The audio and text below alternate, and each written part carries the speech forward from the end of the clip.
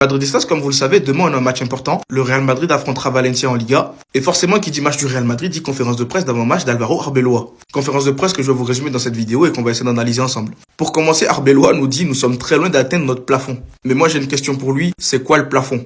Parce que oui, pour pouvoir atteindre un plafond, faut déjà le voir. Par exemple, moi je vois mon plafond. Donc si je veux l'atteindre, je sais où je dois aller. Je dis ça, je dis rien.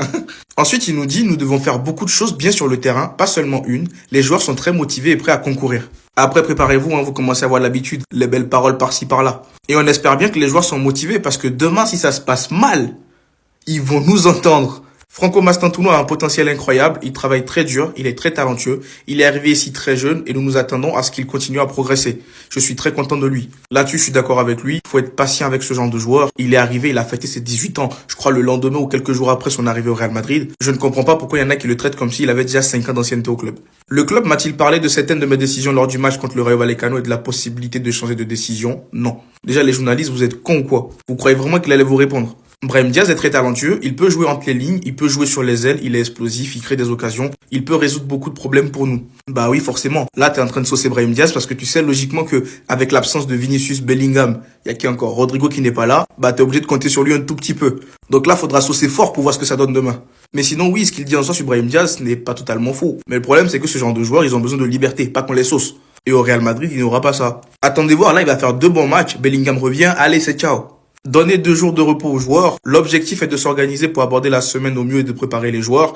Lors de mes 20 premiers jours, les joueurs n'avaient que 2 jours de repos. Je ne sais pas si cela semblera excessif ou insuffisant. Alors moi, les histoires de jours de repos, là, ça me plaît pas. On dirait même pas qu'on est le Real Madrid. Les autres clubs, est-ce qu'ils ont autant de jours de repos? Le pire, c'est que si on était en forme et que tu leur donnais autant de jours de repos, je comprendrais. On a tellement de lacunes. Et c'est là que je me dis, si tu leur donnes autant de jours de repos, quand est-ce que tu as le temps de travailler avec tes joueurs? La veille du match? Dans tous les cas, là-dessus, moi, je dis plus rien. Tout ce que j'attends de voir, c'est les résultats. Fran Garcia est un garçon incroyable. Il travaille incroyablement dur. Sa mentalité et son attitude sont irréprochables. Il représente parfaitement ce que devait être un garçon de la Fabrica. Ah, donc il représente que la Castilla. Il ne représente pas le Real Madrid, le blason? Ok. Mais là, c'est pareil aussi, Il est en train de saucer Fran Garcia. De toute façon, on est habitué. Et pour terminer, nous avons besoin que Rodrigo revienne à 100%. Nous serons patients avec lui et attendrons qu'il soit de retour en pleine forme. Ok. Dans tous les cas, c'est pas tout comme si sur le terrain, il montrait réellement qu'il comptait sur lui. Mais bref. Dites-moi dans les commentaires ce que vous avez pensé de la conférence de presse. Au passage, restez à l'affût. Après, dans la journée, il y aura la vidéo sur la liste des convoqués. Donc des joueurs convoqués. Et surtout, pour ne rien louper, c'est ce qu'il vous reste à faire, Abonnez-vous. Les Madridistas, laissez-moi vous présenter les actus du côté du Real Madrid dans ce beau samedi matin. Le dernier entraînement du Real Madrid. La liste des absents. Un drone qui a été aperçu à l'entraînement ce matin. Certaines personnes au sein du Real Madrid qui pensent que le club a besoin d'un vrai directeur sportif. Ou encore le Real Madrid qui n'arrive toujours pas à trouver son tireur de coup franc depuis le départ de Cristiano Ronaldo. On va essayer de parler de tout ça, mais juste avant, pour tous les Madrilènes qui ne souhaitent rien louper de l'actualité Madrid, ça se passe ici, donc n'hésitez pas à vous abonner. Allez, on enchaîne. Pour commencer, ce matin a eu lieu le dernier entraînement du Real Madrid avant d'affronter Valence. Rodrigo, Bellingham, Militao sont les absents du jour, ce qui veut dire que logiquement, Trent Alexander-Arnold, Rudiger, Alaba, Mendy, Carvajal se sont tous entraînés ce matin. Et au passage, restez à l'affût. Plus tard dans la journée, je vous ferai une vidéo sur la conférence de presse d'avant-match de Arbeloa, ou encore une vidéo sur la liste officielle des joueurs qui ont été convoqués pour demain. Ensuite, certains au Real Madrid pensent que le club a désormais besoin d'un vrai directeur sportif. Un bon directeur sportif pourrait résoudre plusieurs problèmes que l'équipe rencontre actuellement. Mais en fait, ils nous prennent pour qui? Ça fait un petit moment qu'on en parle sur les réseaux. Et je suis totalement d'accord avec ceux qui pensent ça au sein du club. On a besoin d'un vrai directeur sportif. Quelqu'un qui va travailler en accord avec un entraîneur afin de ramener des joueurs adaptés à son système de jeu. Parce que là, actuellement au club, on a que Kounis Salafat. Et lui encore, faut aller voir. J'ai l'impression que c'est juste un détecteur de talent ou une sorte de négociateur. En gros, c'est un commercial, quoi. Sinon, à part ça, il ne travaille pas réellement sur un projet. Et je pense qu'avec ce que le football moderne demande, on a besoin aujourd'hui d'un directeur sportif. À la limite, tu veux garder Kounis Salafat, tu peux le garder, détecteur de talent. Après lui, il aime trop les gens qui viennent d'Amérique du Sud, là. Tout ce qui est brésilien, tout ça et tout, il aime bien, lui. Mais à un moment donné, il va falloir qu'il commence à sonder un peu l'Espagne, parce que là, c'est bon.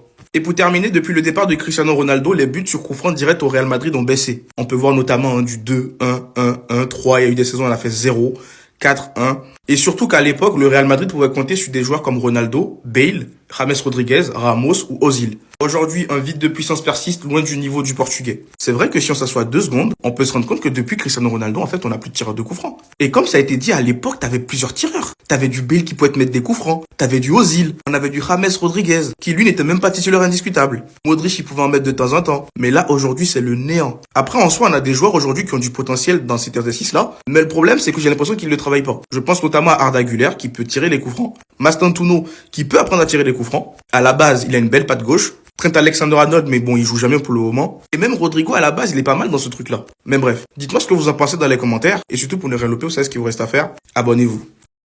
Les transferts officiels du samedi 7 février, c'est parti. On commence tout d'abord avec le latéral droit français Sacha Boey. Et c'est officiel, les gars. Donc Sacha Boey est prêté à Galatasaray par le Bayern Munich. On en parlait il y a quelques jours, les gars. Ça peut encore se faire parce que le mercato turc est encore ouvert, en gros.